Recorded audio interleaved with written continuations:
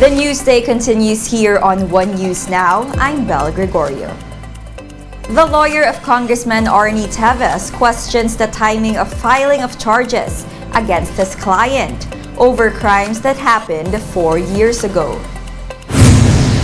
Speaking to Frontline sa Umaga, Attorney Ferdinand Topacio cited the complaints filed by the police in connection with a string of murders in Negros Oriental back in 2019.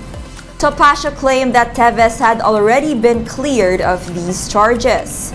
The lawyer finds it curious that the raps were revived at a time his client is being linked to the shooting of Negros Oriental Governor Roel Degamo.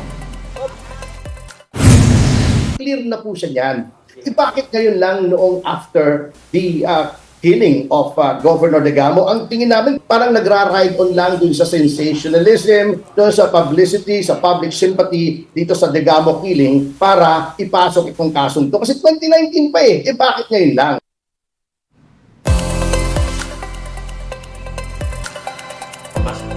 While Topacio said that the Teveses have been expecting the raid on their properties, such as what happened this morning. Topacio alleged that everyone was asked to leave, even the Teves clan's lawyers, while law enforcers conducted the search.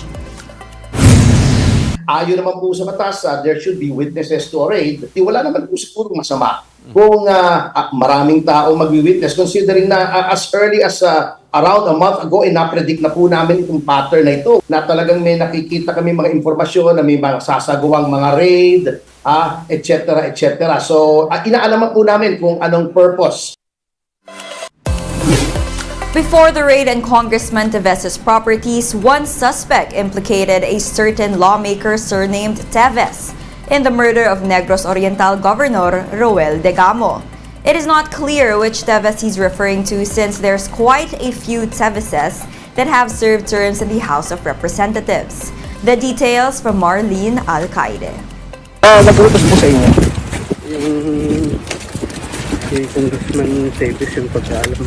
This is what former Army Sergeant Joric Labrador answered when asked who ordered their group to raid the compound of Negros Oriental Governor Roel Degamo. Labrador said he found out about it when he asked who owned the safe house where they stayed, though it was unclear which Teves he was referring to.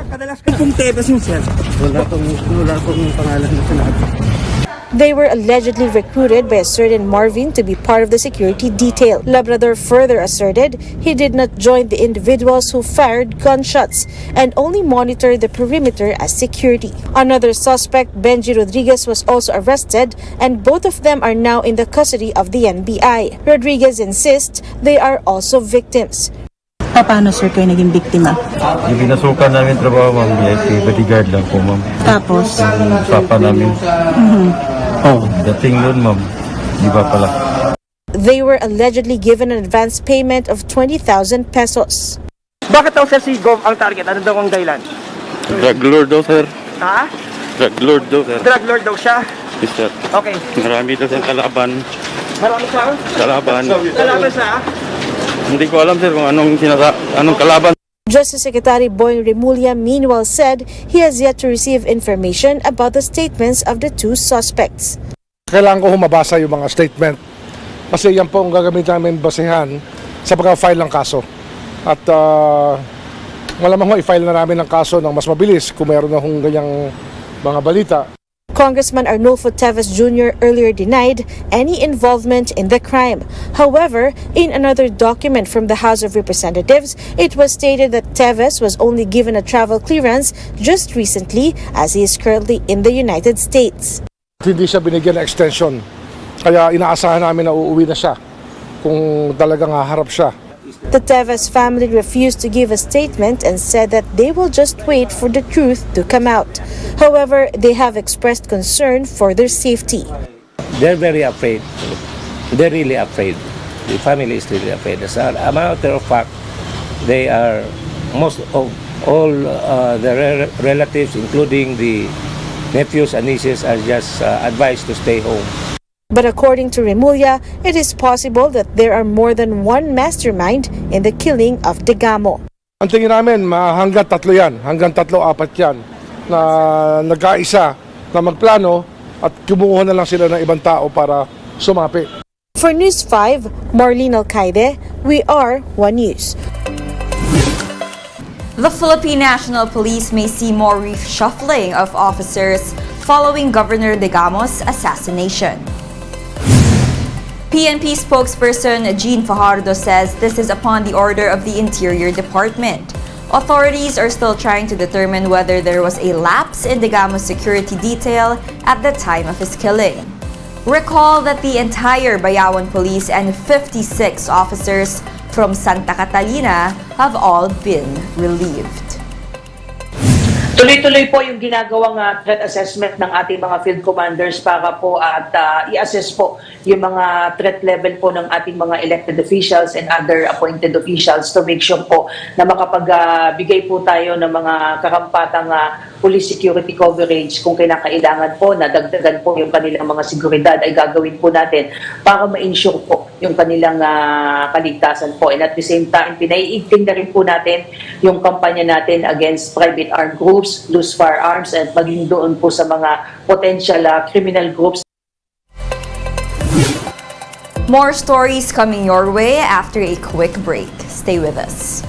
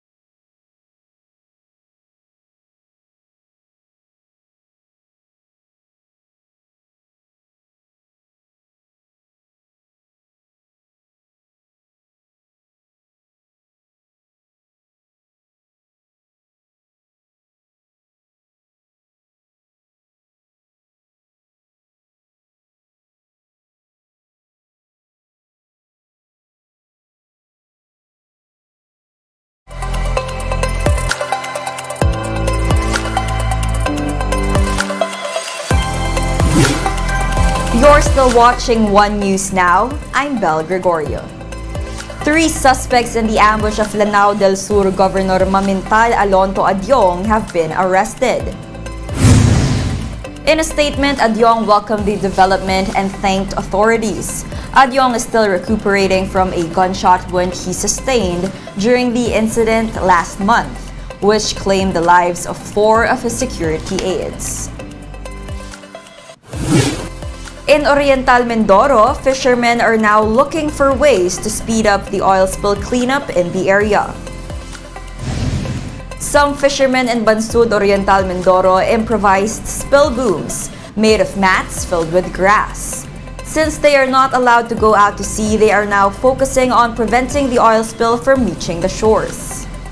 Bansud is one of the 9 towns in the province that was placed under a state of calamity due to the oil spill from the Sunker MT Princess Empress. Bansud Mayor Ronaldo Morada is calling on the government to quickly act on the oil spill due to its impact on the province. Meantime, the Senate's Environment Committee is set to investigate the oil spill. Na sana bilis-bilisan ng ating national government o kung sino man yung concerned agency na siyang gumawa kagad ng pamaraan para matigil na ito, para maawat na ito. Kami, makatulong bang kami, mga ilang buwan lang, mga 2 buwan, 1 buwan, ay pagdating sa sunod na buwan ay hindi na namin kakayanin yun. Sinasabi namin ng totoo. Here's a quick look at today's other top stories. The Department of Information and Communications Technology is considering an extension for SIM registration. But the DICT can't say for certain yet when the new deadline will be since discussions are underway. The original deadline for SIM registration is on April 26. So far, only 24% of total SIM owners nationwide have registered. The National Bureau of Investigation has recovered conversations from the online group chat of Tau Gamma Phi's Adamson chapter. This was where the frat members discussed welcoming rights that led to the death of John Matthew Salilig. Meanwhile, the Justice Department says 6 more suspects in Salilig's murder have expressed their intention to surrender.